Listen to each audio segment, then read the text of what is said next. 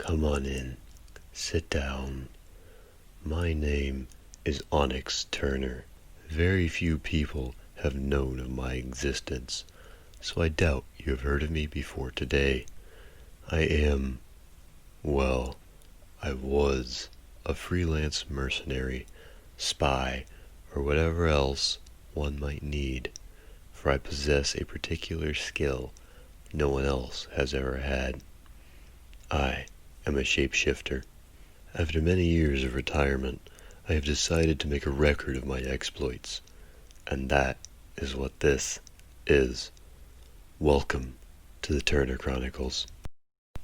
Chronicle 4.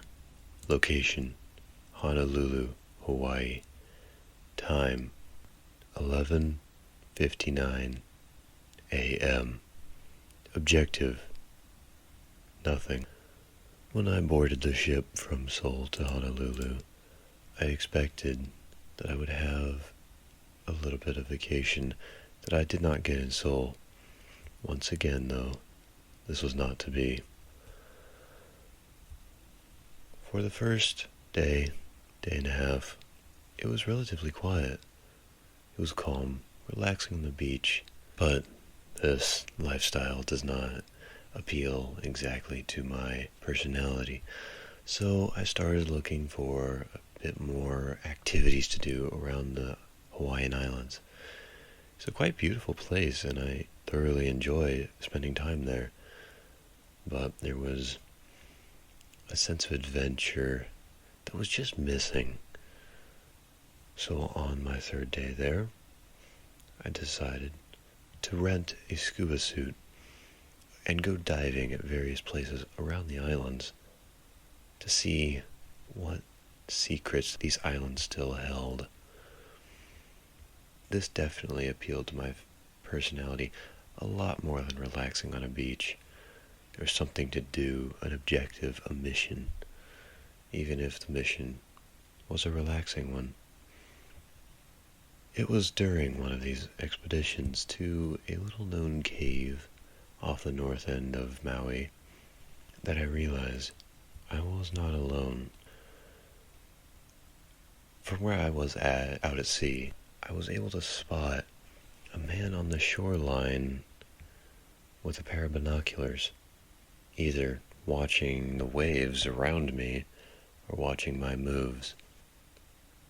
This could be problematic, as due to my location, I did not feel it was necessary to get a new identity immediately, so I was still using the one from South Korea. Looking back, that was a blunder that I should not have made, but did anyways. What a shame. It cost me a bit, but I'm getting ahead of myself now. Taking note of the man, I decided to keep my appearance the same, as if this was the CIA attempting to capture me, as they have done before, I wanted to give them as many doubts about my real identity as possible.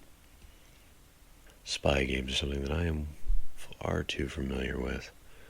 It comes with the job, but it also comes with having to dodge so many other international spies from various countries.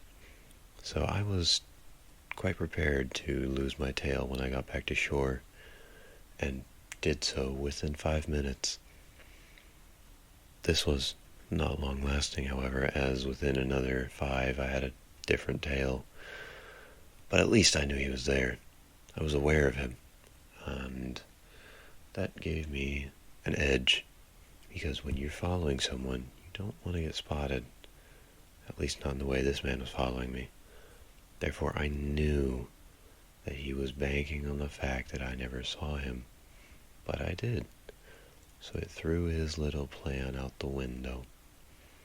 I don't like feeling like a pawn in someone else's game, so I decided to shake everything up a bit. Entering into a hotel, I passed reception and immediately went to the stairs. I started heading towards the roof, and sure enough, my tail followed. I made a lot of noise going up 2-3 flights of stairs before before I turned around and slipped silently down towards him. The look on his face was one of pure surprise when he rounded the corner and I was standing right there, staring at him. I was surprised as well, as I expected a spy of his caliber to keep a cool head when engaged by me, but instead, he immediately swung. A big, wide, roundhouse swing with his right hand that I was able to easily block. After blocking it, I sunk a punch right into his gut. He crumpled over, and I shoved him down the stairs. I knew who he was working for. His mannerisms said it all.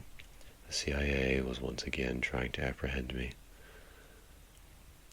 Oh well, I've dodged them plenty of times. With thing 1 out of the way, I quickly went up 2 more levels and entered into the normal hotel area. I continued along the floor I was on, looking for some janitor closet or maid station for a change of clothes, but never found one. So I was stuck in a white polo shirt with khaki cargo shorts. At least at a location like this, that should blend in somewhat. Unfortunately, my pursuers most likely knew what I looked like already. Otherwise, the second tail would not have been able to pick me up. Not to matter.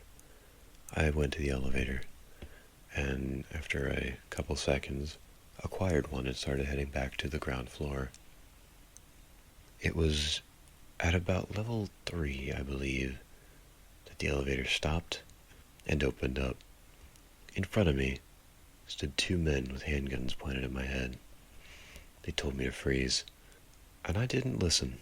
Moving as fast as lightning, I grabbed both of their wrists and threw them to the sides.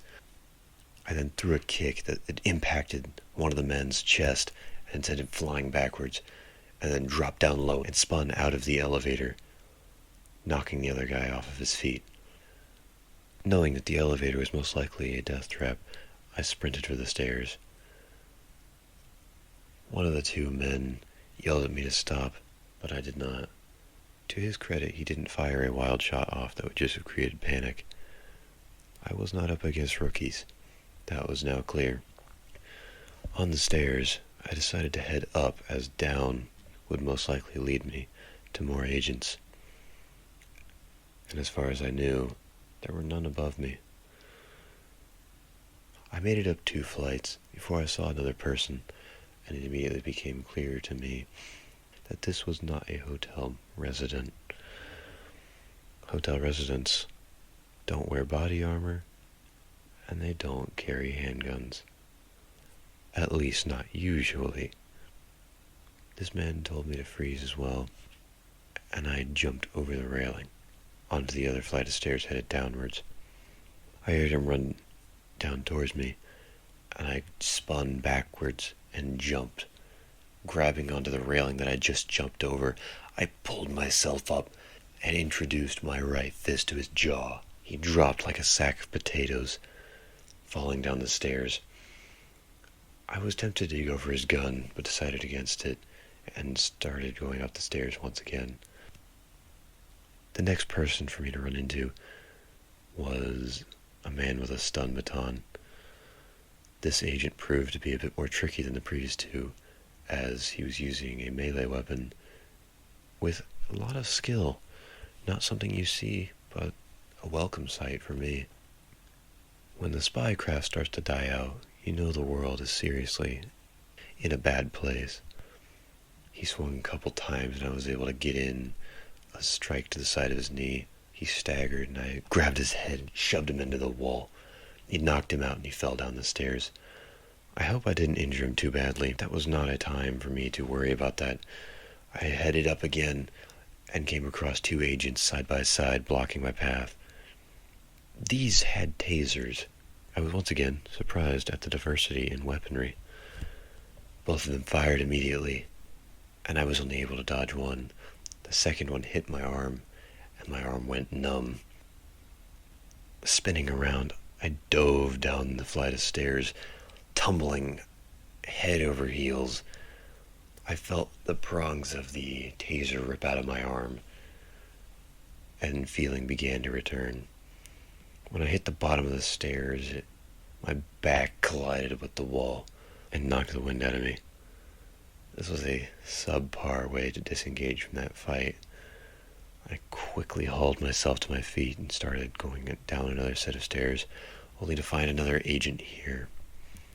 I had to fight my way out of this one, that was clear. So I jumped. Airborne, I fell down towards the agent. I saw fear in his eyes right before my foot connected with his shoulder and slammed him down into the stairs. His head bounced off a stair and he was out. That one was not going to feel good in the morning. Behind me, I heard the two agents catch up to me. Almost. I jumped over the railing, down onto the next flight, and then jumped over that railing, only to fall right in front of an agent with a dart rifle. She fired, and the dart sank into my chest. I started to feel a little drowsy, and then my world went black.